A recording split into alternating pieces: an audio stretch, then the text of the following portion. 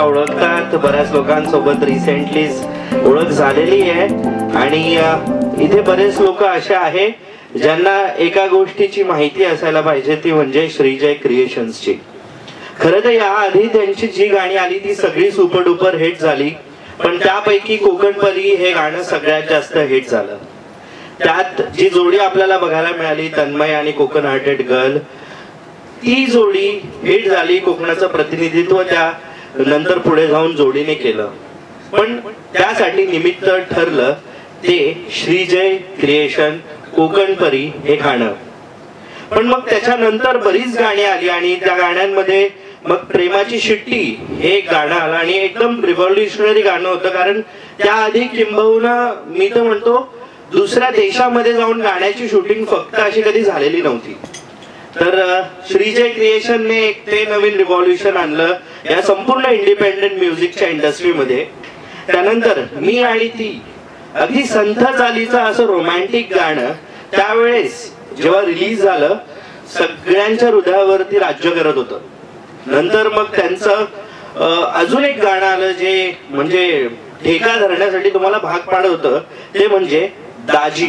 यामध्ये गोल्डमॅन तुम्हाला बघायला मिळत असेल, ते असे तब्येतशीर पुण्यातले, त्यांनाही कास्ट केलं. म्हणजे गाण्यामध्ये त्यांची कास्टिंग कधी होऊ शकते असं मला वाटत नव्हतं, पण सरांचं काय विजन असेल त्यांचं त्यांना माहिती. पण या सगळ्या प्रकारचे सगळ्या जॉनरेसचे गाणे तुमच्यासाठी कायमच श्रीजय क्रिएशन घेऊन येत असतं. आणि आता एक नवीन पान त्याच्यामध्ये ऍड होणार आहे, ते म्हणजे इन्स्टाची स्टार. एकदा जोरदार टाळ्या सगळ्यात आधी श्रीजय क्रिएशन साठी झाल्या पाहिजे.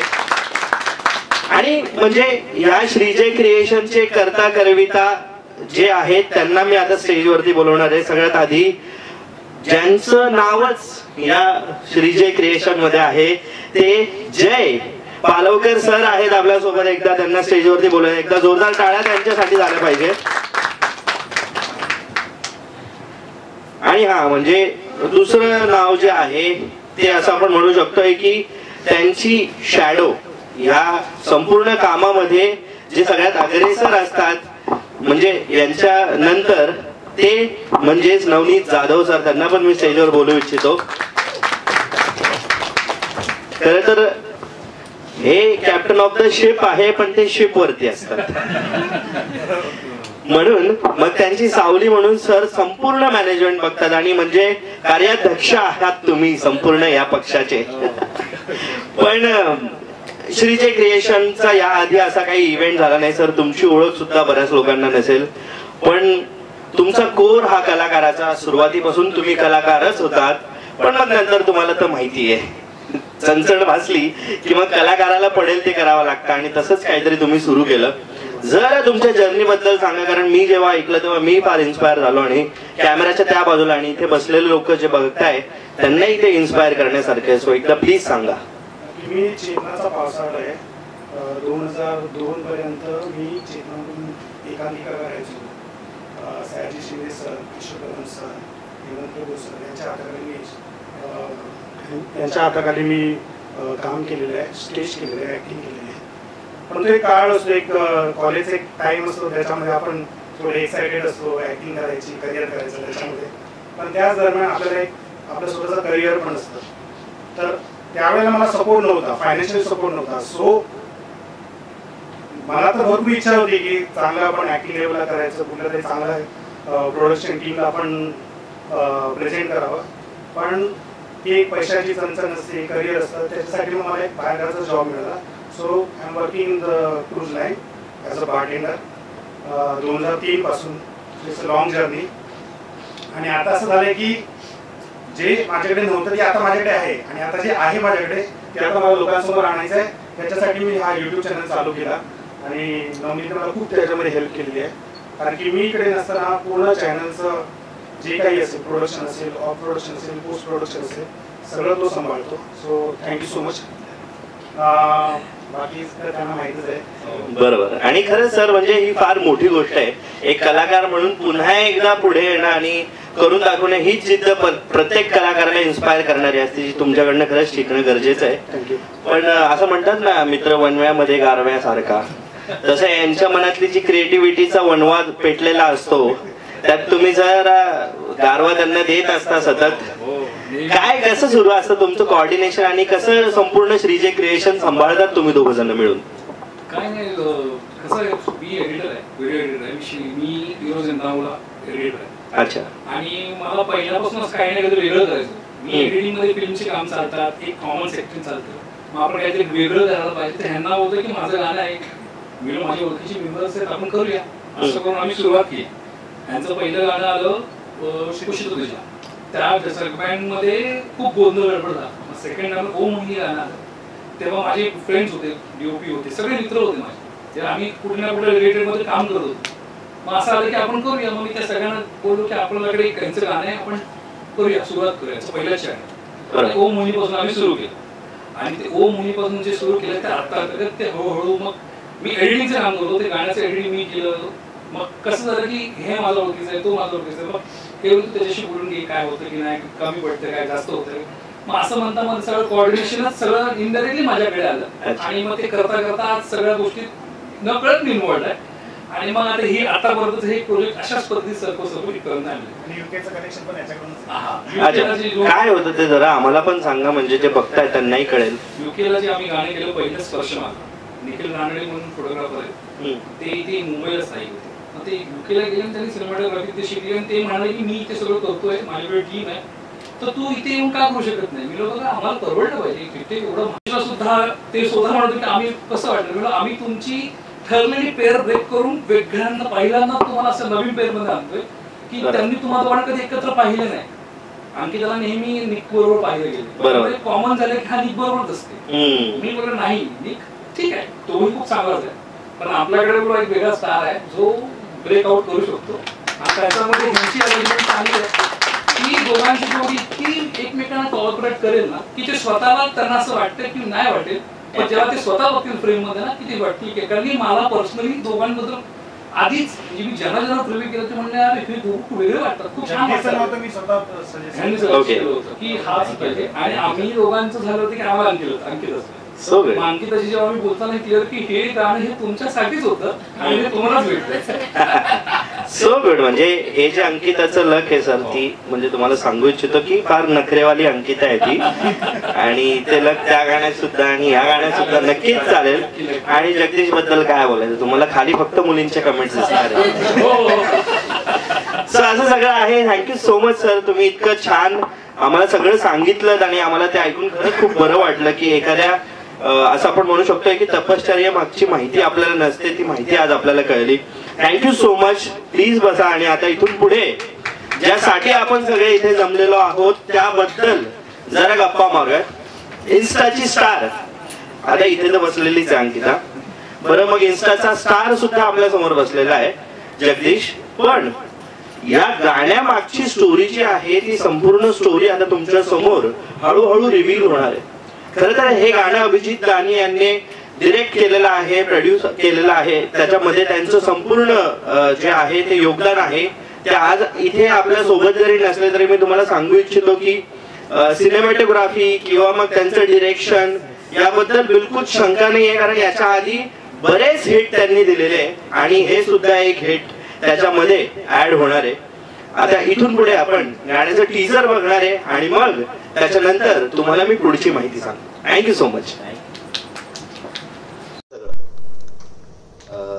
खूप छान होतं. स्टार्टिंग झाली की मला पण हे डान्स करायचंय, डान्स मुलीचं आहे पण मला पण करायचंय. मी म्हटलं मी कसं करणार, स्टेप तर मुलीसारखी येणार नाही. दिनेश बोलते कर, तू भारी करशील आणि खूप भारी दिसेल लोकांना. अच्छा, मी त्याचा विचार ठीक आहे चल करूयात. मग ते एक ऍक्सेप्ट केलं. नंतर मग परत हातात गळ्यात ते घालायचं लॉकेट कॅमेरामॅन, म्हटलं हे वेळ वाटणार भाई, हे कसं घालू मी. मला चेन काढायला लावली आणि ते घालायला लावलं. ओके, ते पण ठीक वाटलं. नंतर कळलं की एक स्क्रीन प्ले नुसार असेल खूप भारी वाटेल. नंतर मग ते ऍक्सेप्ट केलं. चलो फिर कपडे पण जरा असे फोटोग्राफरचे कसे असतात की चला आपण नॉर्मल तसं पण केलं. पण मला नव्हतं वाटलं की स्क्रीनवरती एवढं भारी दिसतं, पण ते खूप भारी दिसतंय. सो ते भारी वाटतंय खरंच. आणि तुझ्यासाठी अजून एक गोष्ट फार हार्ड टू ऍक्सेप्ट होती, हाय मॅम बिग फॅन वगैरे लिहून पाठवणं. कारण हाय सर बिग फॅन तुला येत असतील, बट हे गाणं जेव्हा त्याचे पोस्टर्स वगैरे आले तेव्हा सुद्धा आम्ही बऱ्यापैकी क्युरियस होतो की नेमकी काय असेल गाण्यामध्ये. आणि मग शैलेशचं गाणं कळल्यानंतर कळलं की एक काहीतरी भारी ऐकणार आहे. गाण्याबद्दल काय सांगशील? ऑडिओ तू पहिल्यांदा ऑडिओ खूप भारी आहे. म्हणजे की आपण असं लागल्यानंतर आपल्याला वाईब येणारच आहे असंच वाटतं ऑडिओ. आणि मला पाठवल्या मी बोललो नाही मी करणार आहे ऑडिओ, नाही मी करणार आहे. सर खूप आवडलं. सो तुम्हाला पण नक्की आवडेल आणि आवडत असेल मे बी तुम्ही आता ऐकलं असेल तर. ग्रेट. आणि अंकिता, तू दरवेळी तुझं गाणं घरी तर दाखवतच असशील, काय रिॲक्शन होती मम्मी पप्पांची जेव्हा गाणं बघितलं तेव्हा?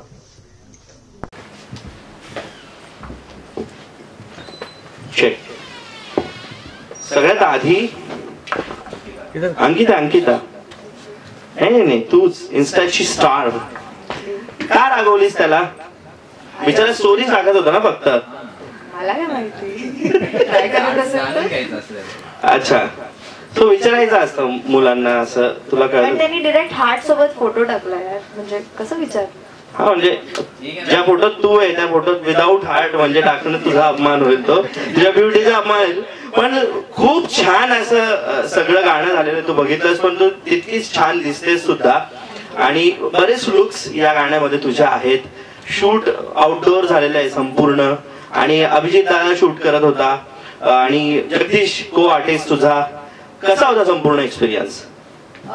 जेव्हा मला कळलं जगदीश इज माय पार्टनर तेव्हा असं होतं की कसं होईल कसं, कारण की न्यू को ऍक्टर आहे. बट वेन वी मेट आम्ही जेव्हा प्रॅक्टिस करत होतो इट वॉज फन. आम्ही धमाल केली आणि आम्ही भले त्याला एकदाच नाचायचं होतं बट त्याला बिचारायला खूप नाचायला लागलं. अच्छा, पहिले इशाऱ्यांवरती नाचत होता, नंतर गाण्यामध्ये नाच. आणि खूप मजा आली सेटवर. आणि जसं मी पहिले सुद्धा बोलले की बघा याला आणि बघा मला. याला मला धक्का द्यायचा होता झोक्याचा माझा, सो याला मी धक्का देणार आहे. पण हा खूप मजा आली. It short it was fun. नाही, आमच्या सगळ्यांसाठी हा तुमच्या दोघांची जोडी म्हणजे सुखद धक्काच होता. बट या I want to know one thing. जे सगळे लुक्स, ट्रेडिशनल लुक होता, याच्यात वेस्टर्न होता, साध्या मुलीचा लुक होता, आणि आज जसं तू छान परी म्हणून आलेली आहेस इथे, तुझं ते पेंडंट कॉन्स्टंट आहे, त्याच्या मागची स्टोरी जरा सांगा मला त्या गाण्यातलं. तो माझ्या मम्मा पप्पांनी दिलाय आणि when I started the career तेव्हापासून तो पेंडंट राहिला माझ्यासोबत. So through out with any songs it is ते पेंडंट आहे माझ्यासोबत. It's my lucky this moment. आणि आमच्या दोघांचे पण खूप सारे मोमेंट्स होते. जो धक्का वाला तो दिसायला किती सुंदर दिसला. आम्ही दोघं नाचतो आहे. That element that is also very pretty. Good. आणि इथून पुढे जर रील शूट करायचं असेल तर प्लीज मला पण फार छान करता येतं रील शूट. तुला फोटो टाकायला लागेल. So good. पण खूप छान वाटलं तुमच्याशी बोलून. आणि गाणं तर सुंदर आहेच, पण तिथून पुढे रिस्पॉन्स सुद्धा सुंदर येणार आहे, कारण हे दोघं सुपरस्टार्स गाण्यामध्ये आहे सध्याच्याला. इंस्टाग्राम वरतीच नाही तर सगळीकडेच गाजतायत ते. आणि खरं तर युट्यूब वरती त्यांची गाणी मिलियन्स मध्ये जातात ऑब्व्हियसली, पण आता हे गाणं सुद्धा जाणारच आहे, त्यात काही शंकाच नाही. थँक्यू सो मच इतकं छान काम केल्याबद्दल आणि इतकं सुंदर गाणं आम्हाला दिल्याबद्दल. आता एवढं कौतुक केलं म्हटल्यावर 2 स्टेप झाल्या पाहिजे दोघांच्या. खूप स्टेप मी पण करायला पाहिजे. हो मग छान दिसेल करताना. तू एकटाच करणार होतास, नंतर आम्ही अंकितला ऍड केलेलं आहे.